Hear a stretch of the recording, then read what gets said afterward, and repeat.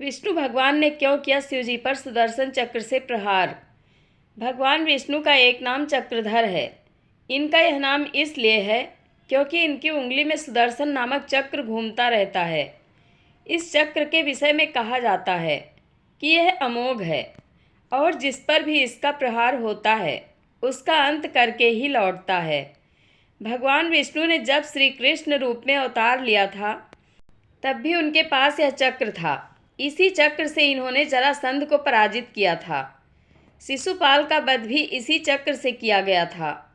श्री कृष्ण अवतार में यह चक्र भगवान श्री कृष्ण को परशुराम जी से प्राप्त हुआ था, क्योंकि रामावतार में परशुराम जी को भगवान राम ने यह चक्र सौंप दिया था और कृष्णावतार में वापस करने के लिए कहा था।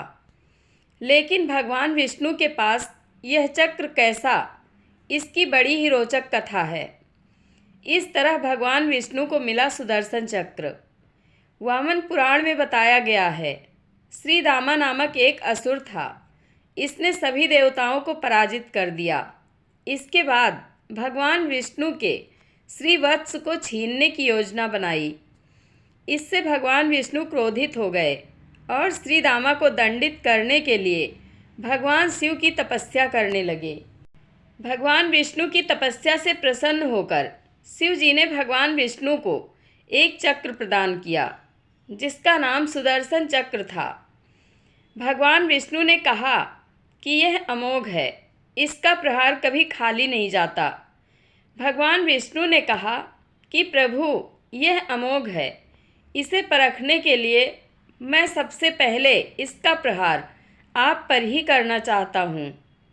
जब विष्णु ने किया शिव पर सुदर्शन चक्र से प्रहार, भगवान शिव ने कहा, अगर आप यह चाहते हैं तो प्रहार करके देख लीजिए। सुदर्शन चक्र के प्रहार से भगवान शिव के 3 खंड हो गए। इसके बाद भगवान विष्णु को अपने किए पर प्रायश्चित होने लगा और शिव की आराधना करने लगे। भगवान शिव प्रकट हुए और उन्होंने कहा कि सुदर्शन चक्र के प्रहार से मेरा प्राकृतिक विकार नहीं कटा है, मैं और मेरा स्वभाव क्षत नहीं हुआ है, यह तो अछेद्य और आद्य है। भगवान शिव ने विष्णु से कहा कि आप निराश ना होइए, मेरे शरीर के जो 3 खंड हुए हैं अब यह हिरण्याक्ष, स्वर्णाक्ष और विरूपाक्ष महादेव के नाम से जाना जाएगा। भगवान शिव अब इन 3 रूपों में भी पूजे जाते हैं। इसके बाद भगवान विष्णु ने श्री दामा से युद्ध किया और सुदर्शन चक्र से उसका वध कर दिया। इसके बाद से सुदर्शन चक्र भगवान विष्णु के साथ सदैव रहने लगा। जय श्री हरि विष्णु। आप लोगों को यह कथा कैसी लगती है कमेंट बॉक्स में अपनी राय अवश्य दें। धन्यवाद।